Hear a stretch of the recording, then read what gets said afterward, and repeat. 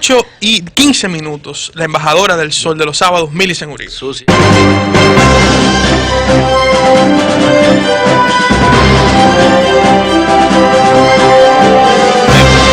Buenos días a toda la gente que sigue en sintonía con este Sol de los Sábados. Está usted escuchando el programa más influyente de los sábados, pero también de todo el fin de semana. Y precisamente por eso, por ese compromiso que tenemos, vamos a tratar en el día de hoy un tema que para mí es vital. Y me refiero a que precisamente pasado mañana, es decir, el lunes, arranca el año escolar, señores. De nuevo empiezan las clases y solamente en el sector público vamos a tener en las aulas a 2.700.000 estudiantes. Escuchen eso, 2.700.000 estudiantes, casi 3 millones de estudiantes solamente en el sector público. Y precisamente en el marco de ese inicio de clases, a mí me parece importante que como país reflexionemos. Porque uno de los grandes temas que tenemos pendientes es precisamente la mejora de la calidad educativa. Señores, ¿qué es lo que vamos a hacer para garantizar que esa inversión justa y necesaria que está haciendo el pueblo dominicano en educación a través de la asignación anual del 4% del PIB se traduzca en calidad educativa? ¿Qué es lo que vamos a hacer para evitar que nos sigamos achicharrando, como se dice en los términos estudiantiles, en cada ranking, en cada prueba, en cada estudio al que nos sometemos, donde República Dominicana lamentable y realmente sale muy mal parada en cuestión de calidad educativa cuando nos comparamos con otros países de la región? Y déjenme aclararles algo, que aquí las propuestas y las rutas en torno a la mejora de la calidad educativa no faltan. Aquí hay gente que cuando quiere descalificar las voces disidentes, dice no, lo que pasa es que aquí hay gente que nada más vive acabando, criticando, pero nunca hacen una propuesta. Y eso es mentira. Nuestro país, de hecho, es de los países más diagnosticados del mundo. Aquí hay muchísimo diagnóstico, muchísimas propuestas. Lo que pasa es que lamentablemente no se cumplen, no se le escuchan, no se aplican. Quienes manejan el poder entienden que ellos se las saben todas y muchas veces no le dan cabida a visiones diferentes. Precisamente por eso, y hay varias muestras, hay primero una estrategia nacional de desarrollo. Y a mí me ha tocado la oportunidad de escuchar a diferentes sectores que dicen que esa estrategia no se está tomando en cuenta, que esa estrategia tiene una ruta y que fue un compromiso país y que sin embargo en muchísimos aspectos se está ignorando. Pero en el campo de la educación ahí está un pacto educativo que se firmó y en el que participaron diferentes sectores de la vida nacional. Y también he tenido denuncias, por ejemplo, de dirigentes de la ADP que dicen que este pacto educativo se está violentando en más de un aspecto. Entonces, precisamente por eso yo no voy a entrar en muchos aspectos técnicos, porque entiendo que las propuestas súper calificadas están ahí. Pero sí quiero como ciudadana, que es lo que realmente soy, ciudadana, aunque a mucha gente le cuesta entender que uno como ciudadano también tiene derecho a la palabra y a cuestionar y a aportar y a sugerir. Entonces, precisamente por eso yo quiero señalar algunos aspectos que entiendo son importantes para que nosotros podamos comenzar a lograr esa anhelada educación de calidad. Y uno de ellos tiene que ver con el enfoque. Miren, las tendencias más actuales de pedagogía y también algunos expertos y expertas en la materia, algunos libros lo señalan, propone un cambio en el enfoque. Y dice que hoy día, en vez de que tal vez los estudiantes pasen lo que pasamos muchos de nosotros y nosotras aquí en el panel, que se nos veía como una hoja en blanco que había que atiborrar de muchísimo conocimiento que uno tenía que memorizar. Y ustedes veían que agarraban una regla y te preguntaban a ver la tabla del 2, si tú no te la sabías, reglazo para aquí. Dicen que no, que ya nada de eso es necesario, que hoy día el enfoque debe estar basado en el desarrollo de competencias. ¿Y qué es esto? Bueno, desarrollo de habilidades, de actitudes, de talentos. Que eso debe ser la escuela, un lugar donde los estudiantes y las estudiantes puedan precisamente desarrollar las habilidades que tienen, que muchas veces son competencias diferentes. porque no todo el mundo tiene el mismo talento, pero la escuela debe ser lo suficientemente flexible para que en un ambiente friendly, o sea, en un ambiente que sea cómodo, cada quien pueda desarrollar esas competencias, y ese debe ser el norte de la educación. Hay otro elemento que es innegable en el día de hoy. A mucha gente le gusta, a otros no, pero está ahí, que es el elemento tecnológico, que debe ser transversal en la educación dominicana.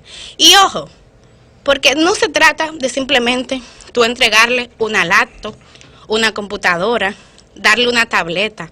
No, con eso no estamos usando la tecnología.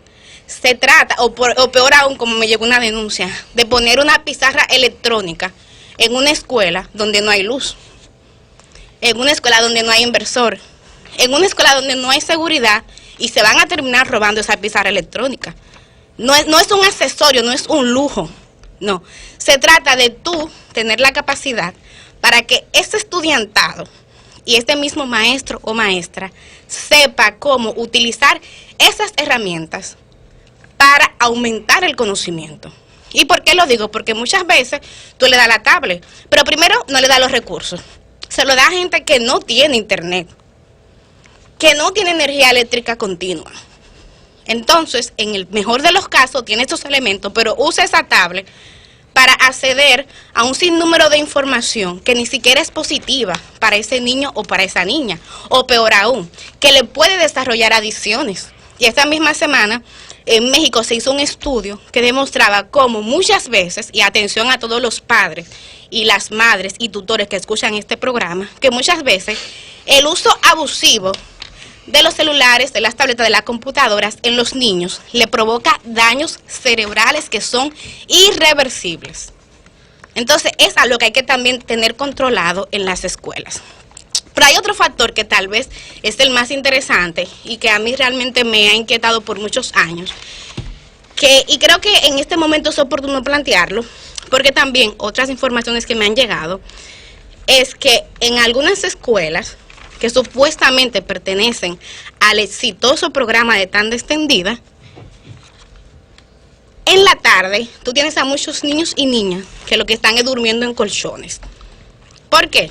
Porque todavía no se ha logrado contratar a los talleristas, es decir, a la gente que se supone va a ir en esos horarios a darle los conocimientos extracurriculares. Entonces tenemos estudiantes que es verdad que están en tanda extendida y que es verdad que, como Julio dice de manera reiterada, implica una economía para la madre y para el hogar.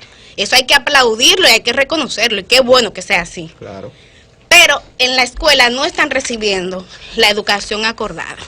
Entonces yo creo que precisamente es necesario, y creo que Susi decía algo hace un rato, de que hablemos de otro tipo de educación, que no es la educación formal de 2 más 2 son 4. Pero aquí hay tantas cosas que enseñarle a esos ciudadanos y ciudadanas dominicanas que se están formando. Y voy a citar solamente algunos ejemplos. Por ejemplo, el mismo tema de la Constitución. ¿Por qué nosotros no podemos desde ya, desde que los niños son pequeños y pequeñas, ir introduciéndolo en aspectos claves de la educación, como son, por ejemplo, sus derechos y sus deberes? Eso sería importante. ¿Por qué no enseñarles, por ejemplo, finanzas personales desde pequeños, ir formándolo en esa área? ¿Por qué no enseñarle cómo usar las vías públicas? Señores, este es el país donde más muertes por accidente de tránsito se producen. Entonces vamos a aprovechar ese tiempo, vamos a aprovechar los niños y las niñas para ir enseñándoles esos aspectos. En ese orden, mi licenciada, lee una nota que a través del Tribunal Constitucional se le entregó al Ministerio de Educación 12.000 ejemplares de la Constitución Escolar, y se va a implementar un proyecto piloto de educación constitucional en las escuelas. O sea que qué bueno que una inquietud que tú muestras, pues ya están tomando medidas en ese sentido. Excelente. ¿Por qué no enseñarles, por ejemplo, el tema de idiomas? O sea, hoy día es un tema súper demandante, pero también la lógica. Ernesto y yo lo hemos hablado, eso, lo importante que es que los niños aprendan a razonar, aprendan lógica. Claro. Educación medioambiental. O sea, no se trata de simplemente que los niños memoricen, y a veces lo obligan a memorizar cosas que una vez salgan de la escuela no van a tener cómo aplicarle en sus vidas. Entonces, que vayamos girando hacia una educación que sea más práctica, más real, más acorde con lo que el mundo de hoy necesita. Y ojo, no solamente para el mercado laboral, porque aquí hay inclusive universidades que su enfoque educativo es lo que necesita el mercado, pero que no educan a un ser humano que sea crítico, que sea consciente, que sea libre. Entonces, precisamente por eso, otro punto, ya con esto concluyo, yo creo que también hay que revisar el rol de los profesores. Precisamente los enfoques modernos y actuales señalan que el profesor hoy día lo que es un simple facilitador. ¿Es así? O sea, el protagonista, el centro del proceso educativo es el estudiantado. Es así. Entonces, el profesor es un simple facilitador, pero tú tienes que garantizar que sea una persona que esté actualizada, que sea una persona que esté en la capacidad de guiar estas reformas educativas. Y para eso, tú tienes también que garantizar desde las condiciones de salud hasta las condiciones anímicas. Y miren, algo que hay que reconocerle a este gobierno es que ha sido el gobierno que mejor ha aumentado el tema salarial de los profesores. Se ha mejorado mucho, pero todavía yo siento que como Estado podemos hacer y valorar mucho más este rol. Cuando lo hagamos, podremos entonces exigirle a este profesorado, que muchas veces un profesorado que no tiene ni siquiera motivación, y uno sabe lo importante que es la motivación y el compromiso en el proceso de aprendizaje. Entonces, son apenas algunas de las ideas sueltas que yo entiendo que es necesario tomar en cuenta en este momento. Primero porque, repito, el lunes arrancamos el año escolar en el sector público. En el sector privado algunos colegios van a comenzar el miércoles, otros la próxima semana, pero ya está, como quiera, a puerta de la esquina. Y segundo, porque estamos en un momento en que como país se está discutiendo una modificación de la ley 66-97, que es la Ley General de Educación. Entonces estamos en un momento oportuno, pero sobre todo porque tenemos un presidente de la República que ha dicho que la educación es el otro nombre de la libertad. Pero si no es una educación de calidad, corremos el riesgo como nación que eso sea simplemente, JM, libertinaje. El sol de los sábados.